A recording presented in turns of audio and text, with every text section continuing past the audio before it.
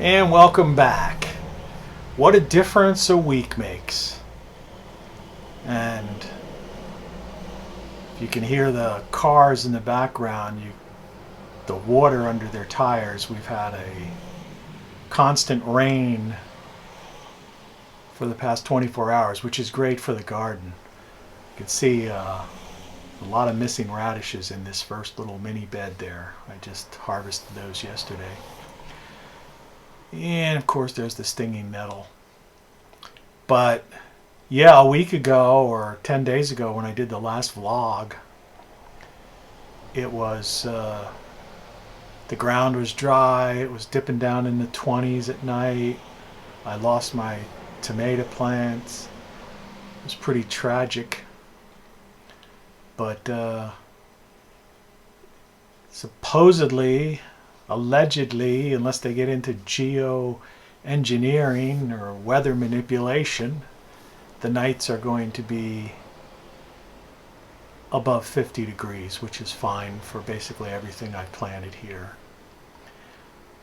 including, well, you can see if you look on the screen at this kale, you can see that it's bolting.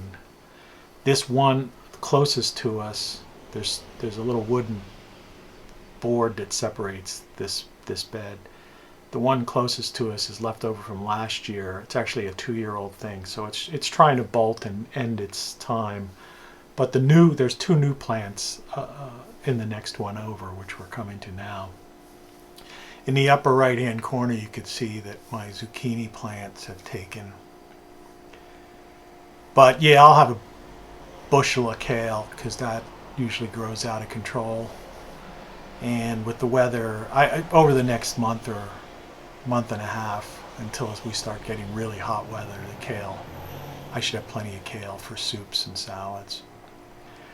And then I'll thin out to decide which one of these zucchini plants is the most strongest. It's almost visible that one in the center is, and I'll just thin that out. You can see on the far right, under that plastic little jar thing, which I really didn't need to put there, that one, I'm not sure if that's zucchini. I think that's yellow squash there. And you can see I had 2 extra tomato plants, so I put them in this space.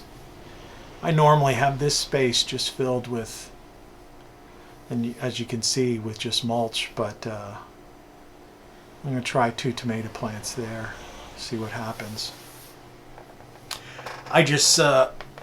I got crazy with these people with this hydrochloroquine or whatever the heck it's called, that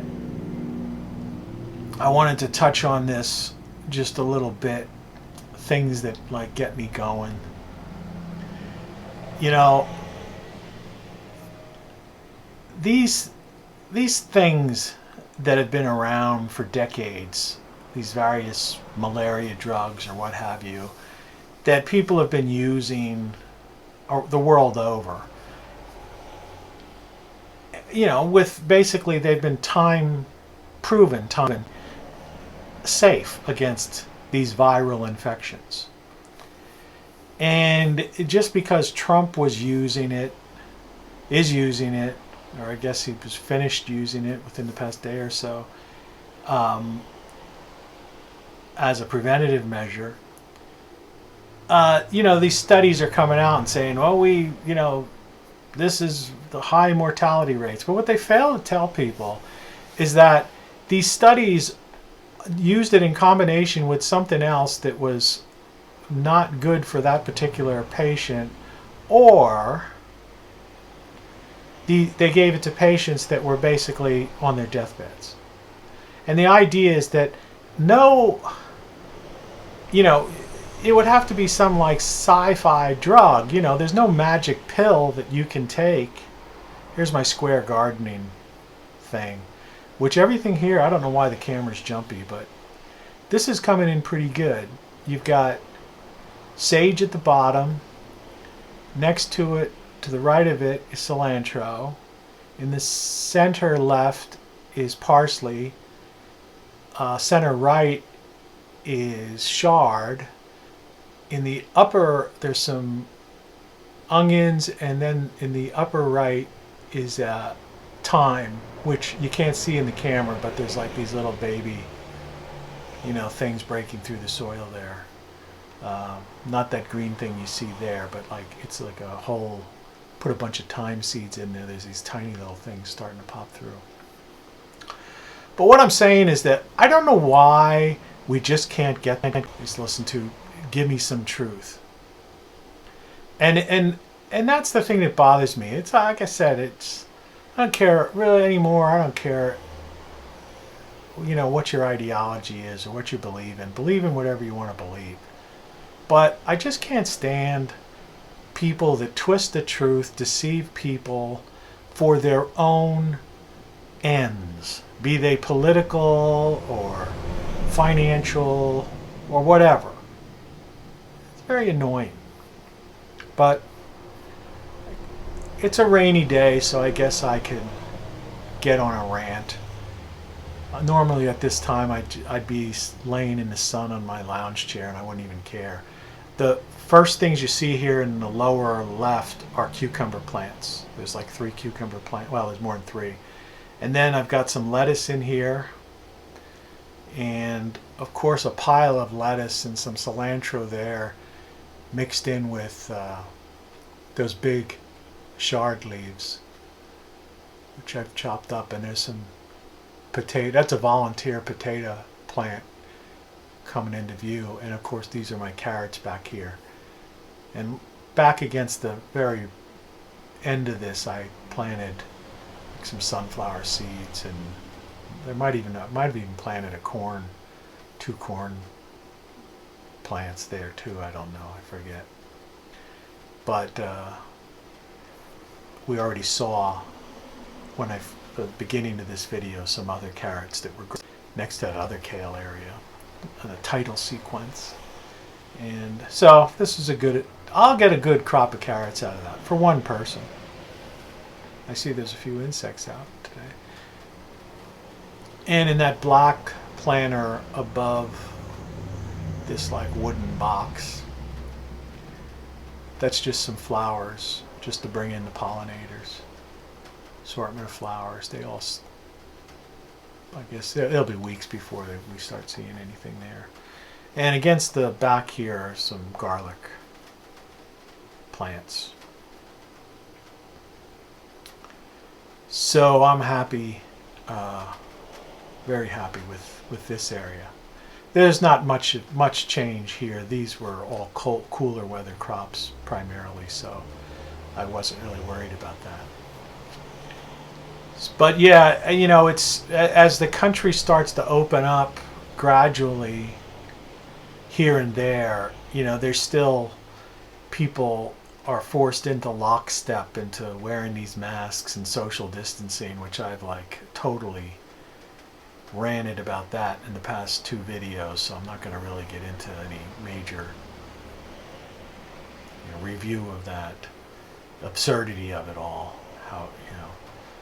But it's just amazing to see how in a short period of time how the opportunists and those that the authoritarians can seize upon something and get people into lockstep so quickly, and then try to create what they're doing now is use this terminology like the new normal. To me that is it's disgusting, but to see that they could do it so quickly is really the real mind boggler, as far as I'm concerned. So I'm just happy that there's rain. What can I say? It's really hard doing I'm doing this narration inside, and that's why you hear cars passing by. But the video as I watch it is jumpy, and I'm hoping that it's not going to end up this way. So it's not comfortable doing the narration. And I think it's because my computer, I use an Apple computer. It's an older model, not a really old model. But between the bloatware and just how, I have 16 gigabytes of DRAM in this thing. 2 terabytes of memory, it's some kind of quad core or what have you. There's no reason why I should have problems. It should be so sluggish. But I do. It's like completely sluggish. It's jumpy. I noticed there's audio anomalies in the last 2 videos I made. And right now, if you could see what I could see, I don't think the video will end up this way, but if you could see it, it's just so, it's like I'm trying to do a narration on what I'm seeing, and I'm seeing these chops. But yeah, normally I'd be sitting in that lounge chair, which we won't see in this video, but above it I've got 2 outdoor speakers. So my head is like centered in this in-between stereo, which is much better than having to put headphones on. And I've got a CD player in there, or I bring out the iPhone, or I've got a radio, and I just like plug whatever I want to in the amp and shoot it out into the garden. It's a great place to hang. That's my little mini greenhouse. We're not going to go in that today. But here's where you can see, here's some of my new stuff. I put in all these pepper plants. Now the real big one in the center, that I actually grew from seed. That's a jalapeno. But these little ones, I actually had to go to the nursery. I was at the nursery. You can see I have a little tag, nursery tag there. Those little ones around that big one that I grew, because that one I kept in the greenhouse and it survived. I got them at a nursery because I was at the nursery since all of my tomato plants were destroyed in the 20-degree freak 2 or 3 days of 20-degree overnights. It's like the climate where I am right now is like Canadian weather, you know, because I think in parts of Canada it's like the last frost is like May 20th or something like that. And it seems that this part where I am now, which normally the last frost would be end of April, you know, is now like moved back into, you know, late May or mid-May. And it's been consistent this way. Now, it could be axial tilt that we're dealing with, but whatever the case may be, it just totally shows. And I watched a lot of people who grow things, and because I deal with the ground and growing, I'm very involved with the climate and looking into it and forecasting and going to multiple sources. So I really have to, like, that's another point of annoyance where I can't believe there's still people talking about climate change in the sense of CO2 and global warming, because that has been so disproved, and we're so out of that area right now. Look at the crazy on the right. That's all oregano surrounded by these onions that have put too close together. And on the left hand side is our peas, a mixture of peas and some bean plants, which are coming up pretty good. So I'm happy with that. And so this is going to be fun. There's my 2 dead giant tomato plants. I just kept them there. It's kind of wishful thinking. And then here's the new ones I bought. I just bought these from the nursery. And I put a little bit of fabric, landscaping fabric under them just to keep from, when it rains, from the splashing. Absolutely nothing. Now be reasonable, old boy. It's just a matter of time. Sooner or later you'll tell me. Sooner or later you'll want to. Let's make a deal. You cooperate. Tell us what we want to know, and this can be a very nice place. You may even be given a position of authority. I will not make any deals with you. I've resigned. I will not be pushed, filed, stamped, indexed, briefed, debriefed, or numbered.